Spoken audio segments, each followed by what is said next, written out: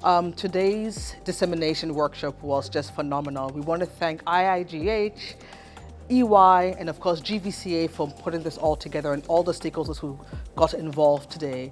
My name is Acquah, the CEO of the Ghana Venture Capital and Private Equity Association.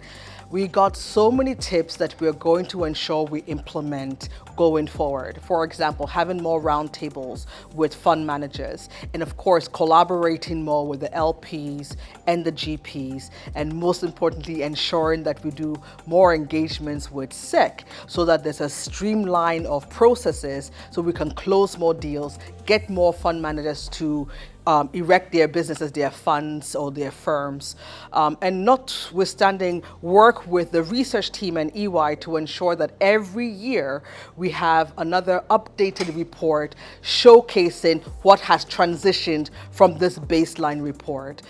Thank you again for all the audience members who tuned in online. We look forward to receiving your feedback, your reports from what you learned today, and ensure that we implement it going forward. All the best. Thank you.